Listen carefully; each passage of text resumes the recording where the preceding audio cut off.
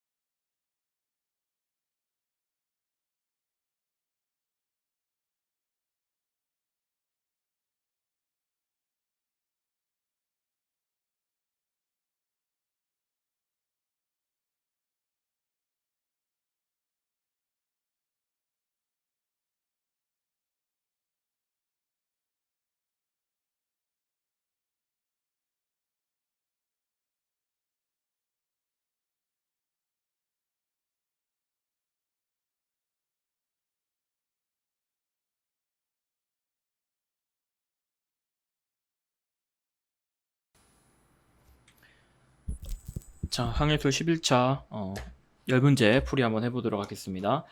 자, 먼저 1번 문제 보도록 할게요.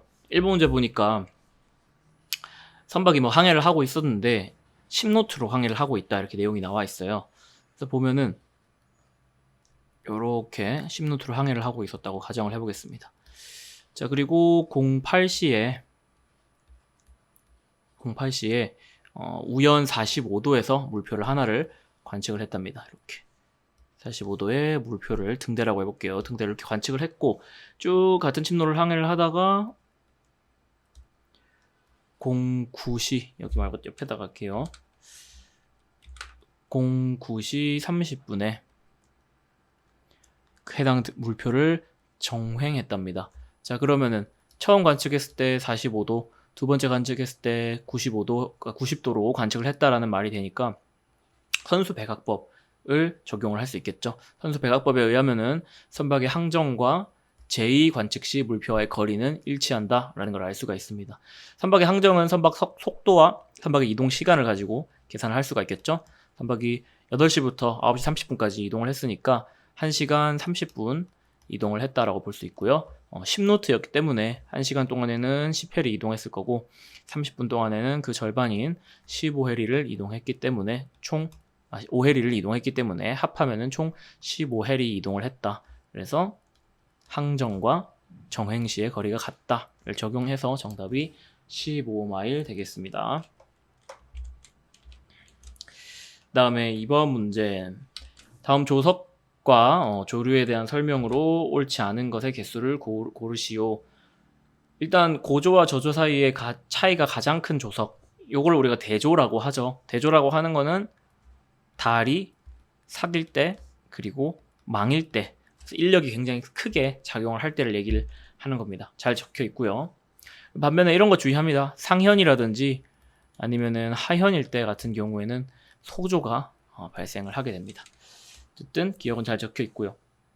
그 다음에 조류의 전류시, 조류가 거의 정지된 상태, 지금 정조라고 되어 있는데 조류라고 하는 거는 조석이 이렇게 위아래 수직 운동을 하죠. 그때 동시에 수평 방향으로 해류가 흐르듯이 물이 이렇게 흐르게 되는데 이걸 우리가 조류라고 한다고 했어요. 정조는 조석이 올라갔다가 내려가기 직전에 혹은 내려갔다가 올라가기 직전에 그 움직임이 순간적으로 멈추는 거를 우리가 정조라고 하는 거고, 조류가 멈추겠죠. 그때 동시에 또 조류도 그때 맞춰서 이제 멈추게 되는데 이거는 용어가 계류라고 따로 돼 있는 거예요. 그래서 정조가 아니라 계류. 이건 틀렸고요. 그 다음에 디귿 잘 적혀 있죠. 창조류, 창조 때 일어나는 조류 그리고 낙조 때 일어나는 조류, 요 사이에 흐름이 잠깐 멈추는 거를 계류라고 한다. 회사 용어로는 뭐 슬랙 워터 이렇게 얘기를 합니다. 그 다음에 연이라는 고조와 저조의 헤매는 높이차, 올라갔다가 내려가죠. 고조와 저조가 있는데 요 두 조석의 높이가 발생하고 요거를 우리가 조차, 회사 용어에서는 뭐 타이달 레인지 이렇게 얘기를 했습니다. 해도에 표시된 유속은 소조기의 최강 유속을 표시한다 라고 되어 있는데 보통 해도에다가는 뭐 등대 광달거리든 수심이든 표기를 할 때 굉장히 최악의 상황을 적어놔요.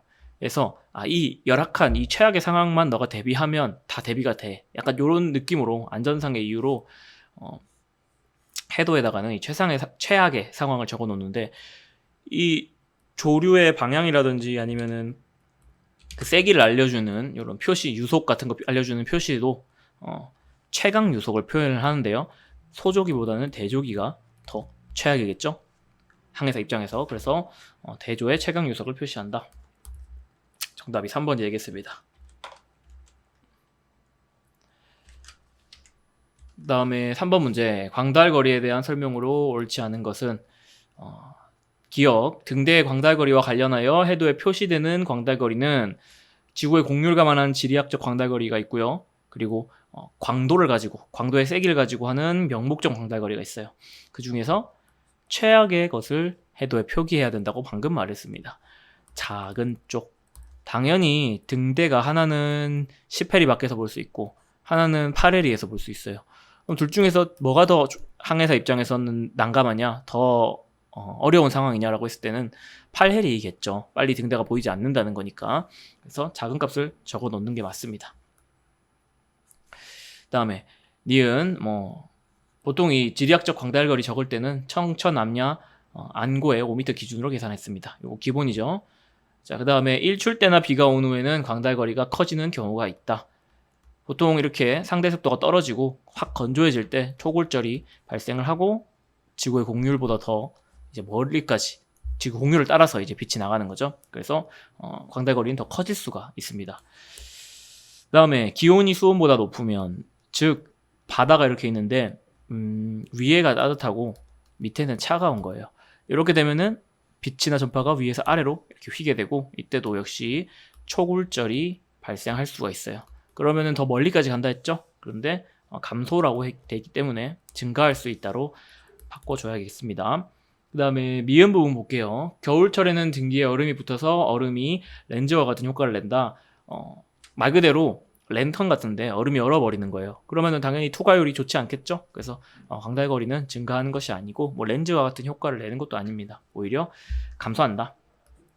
나머지 부분 잘 적혀있네요. 시계가 나쁘면 광달거리 감소, 당연한 거고요. 등고가 너무 높으면 뭐 구름에 가릴 수 있겠죠. 당연한 얘기입니다. 옳지 않은 것은 기역, 리을, 미음 해서 3개. 네, 정답이 2번이 되겠습니다. 자, 그 다음에 4번 문제. 4번 문제는 조금 응용 문제라 볼 수 있어요. 여기 들어가기 전에 우리가 한 가지 알아야 되는 게, 교차 방위법 있죠. 방위선 2개를 교차해가지고 이렇게 할 때 위치선을 내고 선의를 구할 때 어떤 물표를 먼저 측정하고 어떤 물표를 나중에 측정하냐라는 게 이제 교본처럼 정석처럼 정해져 있어요. 일단은 방위 변화가 내 선박 위치에서 방위 변화가 작은 애를 1바다로 위치선을 내주고요. 그 다음에 방위 변화가 큰 애들 같은 경우는 나중에 측정을 해주는 게 맞습니다. 그럼 방위 변화 작은 애들 어떤 애들이 있냐? 선수미 방향에 있는 애들. 선수미 방향이라는 거는 이제 선박 앞에 있거나 뭐 뒤에 있는 애들 얘기를 하는 거죠. 그 다음에 그럼 어떤 애들이 방위 변화가 크냐? 정횡에 가까울수록, 본선에서 정횡에 가까울수록 방위 변화 큽니다. 뭐 예를 들어서 선수미 방향, 저기 운전할 때 멀리 보이는 산 같은 경우에 방위 변화가 적죠. 우리가 1시간 운전을 하든 2시간 운전을 하든 정면에 있는 멀리 있는 산 같은 경우는 계속 그 자리에 있어요. 우리가 방향만 틀지 않는다면. 반면에 정횡, 옆에 운전할 때 도로 인도 쪽에 있는 가로수 같은 경우에는 획획 지나가죠. 이런 애들 방위 변화가 굉장히 크다고 볼 수가 있습니다. 이제 보니까 이렇게 딱 A물표, B물표, C물표에 방위들이 적혀 있어요. 근데 거리는 다 같다고 돼 있기 때문에 우리는 방위만 보고 파악을 하면 될 것 같은데, 그려보겠습니다. 그림으로 보면은 좀 이해가 쉬울 것 같아요. 자, 일단은 이렇게 해서 선박이 270도로 정서 방향으로 항해를 하고 있고요. 이렇게 항해를 딱 하고 있다. 자, 이렇게 됐을 때 첫 번째 A 물표 같은 경우는 여기 있습니다. 000도에. 그리고 C 물표 같은 경우는 여기 있습니다. 270도에. 그 다음에 B 물표 같은 경우는 뭐 한 요쯤에 있겠죠. 이렇게 315도에 있는데, 위에서 봤던 거 그대로 적용해서 순서대로 가면 될 거예요. 선수미 방향 바로 정면에 있는 C를 먼저 해야겠죠. 당연히 270도니까. 제일 마지막은 정횡에 가까울수록 마지막에 하는데 A는 완전 정횡이죠. 000도니까. 그래서 A를 제일 마지막에, 그 중간에 있는 애를 이제 B로 보면 되겠죠. 정답이 3번이 되겠습니다. 자, 그 다음에 다음 중 복사무가 잘 형성되는 경우는 어느 때인가? 뭐 이런 식으로 되어 있는데요. 복사무라. 자, 복사무라고 하는 게 어떤 거냐 설명을 하면, 보통 이렇게 낮에는 태양으로부터 지면이 태양열을 계속 받고 있어요. 그래서 이 고체들은 복사 에너지를 방출을 하거든요. 자신이 열을 받으면 그걸 방출을 하는데, 낮에는 태양이 계속 떠 있으니까 방출도 일어나지만 태양열이 계속 공급되기 때문에 기본적으로 땅은 굉장히 뜨거운 상태가 되어 있습니다. 낮에 그렇다는 거예요. 비교적 이 대기 같은 경우는 조금 뭐 시원해요. 서늘해요. 그래서 땅이 좀 더운 편이고 올라가면 올라갈수록 이제 기온이 좀 떨어지게 되는 건데, 이게 일반적 상태라는 거예요. 위에가 차갑고 아래가 따뜻하고. 자, 그런데 밤이 돼요. 밤이 되면 달을 그려보겠습니다. 밤이 됐어요. 자, 그러면은 위에서 아까부터 공급이 됐었던 이 태양열 있죠. 얘들이 차단이 됐어요. 바로. 그리고 복사 에너지는 계속 방출되고 있죠. 그럼 순식간에 땅이 식어버립니다. 순식간에 땅이 식어버려서 아까 위에가 따뜻하고 아래가 차가웠다라는 저 패턴 있죠. 저게 깨지는 거예요. 반대로 바뀌는 거예요. 그래서 비교적 대기가 따뜻해지고요. 그리고 밑에가 차가워집니다. 그래서 위아래가 바뀌었죠. 요런 거를 뭐라고 한다? 접지역전이라고 하는 겁니다. 그래서 복사무는 접지역전이 형성될 때 쉽게 발생한다 보시면 될 것 같아요. 복사무의 개념은 지금쯤 이미 알고 계셔야 됩니다. 땅에 복사 에너지가 방출되면서 기온과 대지의 온도 차이가 발생하면서 수증기가 생겨서 안개가 생기는 거, 이런 게 개념이죠. 나머지 부분들은 다 잘못돼 있어요. 구름이 없어야 되고요. 야간에 맑은 날에 복사무가 잘 형성이 되고요. 그리고 야간에 구름이 많은 날이 아니라 강한 바람이 불 때가 아니라 적절한 바람이 불 때고요. 그리고 온난전선 통과한 후에 이렇게 돼 있는데, 온난전선 통과하면 보통 보슬비라든지 안개무 같은 것들이 껴서 맑은 날이 아니죠. 그래서 이것도 틀렸다고 보겠습니다. 전선무라고 하는 게 따로 있어요. 전선문이 통과될 때 생기는 안개. 정답이 1번이 되겠습니다. 다음에 레이더 화면 표시 방법, 진방위 지시 방식, 놀섭이라고 하고요. 상대방위 지시 방식, 헤드업이라고 한다고 했죠. 요거는 레이더 화면의 상단을 북쪽 진북을 기준으로 하고 상대방위는 선수를 레이더 화면 상단으로 고정하는 거라고 얘기를 했습니다. 변침 제일 많이 물어보죠. 만약에 선박이 진방위 지시 방식 사용해서 본선이 변침했으면 선수 휘선만 변침 방향으로 돌아가는 거예요. 근데 여기 보니까 영상이 변침 반대로 움직인다라고 돼 있는데, 그거는 선수 진방이 아니고 상대방위 지시 방식이 되겠습니다. 물표가 변침 반대 방향으로 돌아오는 거. 그래서 이거를 상대로 바꿔주면 되겠네요. 아니죠. 이거 지금 아예 문장 자체가 잘못 적혀 있습니다. 다음에 니은 진방위 지시 방식은 요잉에 대한 영상 흔들림이 생기지 않는다. 화면이 고정돼 있으니까 그렇죠. 그 다음에 화면이 고정돼 있고 상방이 진북인 게 해도랑 똑같죠. 그래서 해도와 비교하기 쉽다. 그 다음에 진방위 지시 방식은 변침 시에도 연속적으로 플로팅을 할 수 있다. 화면이 고정이 돼 있으니까 플로팅 하기에도 적절합니다. 그 다음에 진방위 지시 방식이 대양 항해 시에 주로 사용이 되는가?